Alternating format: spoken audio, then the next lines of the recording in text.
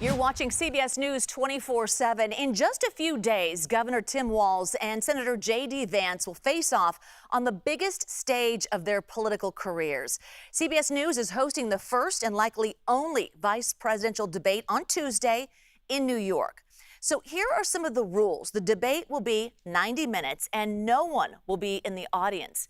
Questions and topics will not be shared to candidates ahead of the debate. Each candidate will get 2 minutes to answer a question, and the other will get 2 minutes to respond. Each candidate will also have 2 minutes for closing statements. CBS News 24/7 is covering both campaigns today. CBS News immigration and politics reporter Camilo Montoya-Galvez is traveling with the Harris-Walz team. But let's begin with CBS News congressional correspondent Nikole Killion. And Nikole, after some back and forth, former President Donald Trump did meet with Ukraine's President Volodymyr Zelenskyy just this morning. He talked to reporters ahead of today's sit-down. We want to play some of that sound for us all. We have a very good relationship. And I also have a very good relationship, as you know, with President Putin. And I think if we win, I think we're going to get it resolved very quickly. I really think we're going to get it resolved. I hope we have more good relations. We're going to have, I see. Yeah, but you know, it takes two to tango, you know, and we're going to have a good meeting today.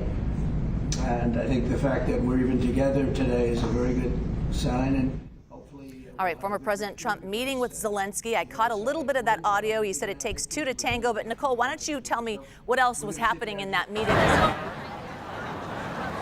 Well, you know, this is interesting dynamic that the former president and Ukrainian President Volodymyr Zelenskyy met simply because the two have kind of traded criticisms in the last couple of days and weeks here. And even as recently as yesterday, House Speaker Mike Johnson essentially snubbed Zelenskyy by not meeting with him, even though he was on Capitol Hill. Some House Republicans criticized a visit he recently made to a Pennsylvania ammunition factory. And, of course, the former president has also been critical of Zelenskyy in terms of sometimes being critical, for instance, of the need for additional funding in Ukraine, which we also have seen sometimes impact the Republican position on Capitol Hill. But that being said, as you heard from him there, it sounded like it was a very good meeting, and he does say that he believes that this war should end, that it shouldn't have started. However, when CBS News pressed the former president on what that would look like, he said that he's not going to say what that would look like. So, you know, still a little short on details in terms of what his proposal would be. But that being said, certainly significant that the two leaders did have that face-to-face today in New York. And Nikole, you are in Michigan where Trump will hold a campaign event later today. So what is he expected to focus on during the event?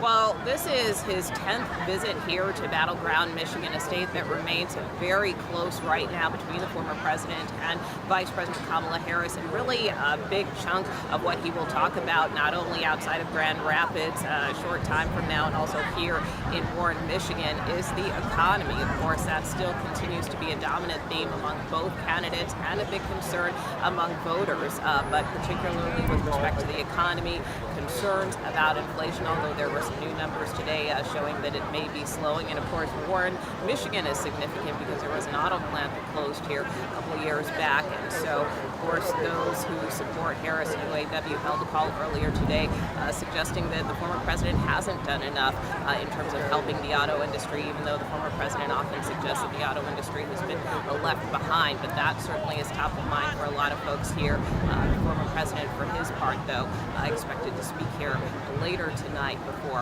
traveling down to Alabama tomorrow for a football game. Nikole Kelly and Nikole, thank you. All right, our video feed's now taking us to Camilo. Vice President Kamala Harris taking immigration head-on today with her trip to the U.S. Mexico border. Thanks for joining us. Quick question, she released a new campaign ad ahead of her stop in Arizona. Can you address that? Hi, Juliet. Yes, Vice President Harris is coming here to Douglas, Arizona for her first trip to the U.S. Mexico border as a presidential candidate, and she is scheduled to be briefed by Customs and Border Protection officers on fentanyl interdictions here along the U.S. Mexico border at an official legal entry point. And these are the official crossings where most of the illicit drugs, including fentanyl, are smuggled into the country, mostly by legal travelers, including U.S. citizens, not necessarily migrants who are claiming asylum. And of course, the fentanyl crisis, Juliet, as you know, has claimed the lives of tens of thousands of Americans in recent years. But the Biden administration has faced another major challenge here at the U.S. Mexico border, and that is the unprecedented levels of migration here over the past 3 years that has really upended the politics of immigration in this country and created scenes of chaos and really made a political headache for the Biden administration. But the situation here, importantly, has changed dramatically in recent months after President Biden took action to severely curtail access to the U.S. asylum system.